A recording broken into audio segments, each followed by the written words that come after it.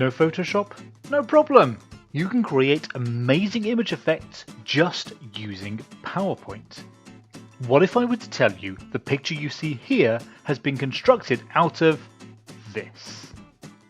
Yep, that's right. Using only PowerPoint, you too can edit images to give your colleagues the impression that you've been attending Photoshop classes at the weekends. So let's show you how. First thing is to resize the background image so that it fills the entire slide. Click on it and use the white grab handles to drag it to the edges of the slide in the top left and bottom right. You'll now see just how tricky a task this may become, as the hand and phone image are on a white background. This is a pretty common form of image called an isolated image, where someone has deliberately put the image on a solid colour background, usually white or black. It makes things really easy to cut out though, even in PowerPoint. Select the image and go to the Format tab on the ribbon. Then, under Colour on the left-hand side, right down at the bottom of the menu, there's a small option for Set Transparent Colour. This, as the name suggests, makes any single colour on your image transparent.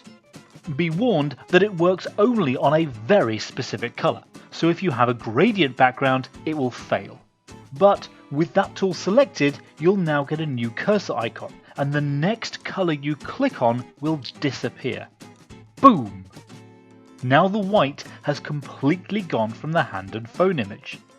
You can now resize it over the background image to wherever you want, and it looks like we're getting somewhere.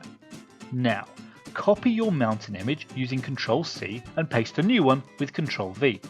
You'll notice that it's pasted in front of the phone image, so go to the Home tab on the ribbon, then Arrange on the right-hand side and choose Send Backwards to bring the phone image in front again. Now, resize your new mountain image so that it fits roughly the height of the phone, and then use the crop function, which is on the Format tab on the ribbon and over here on the right-hand side, to crop the left and right portions of the image that aren't covered by the phone.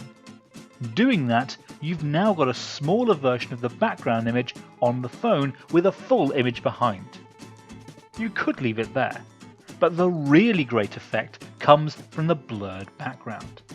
Select the background image and go to the Format tab on the ribbon. On the left-hand side, choose Artistic Effects, which gives you about 20 different ways to completely ruin your image. I mean, why anyone would want an inverse neon version of their picture is beyond me. But on the right, second from the top, is Blur, which, well, blurs your image. And doing that, it gives you the wonderful depth of field effect that looks so sophisticated.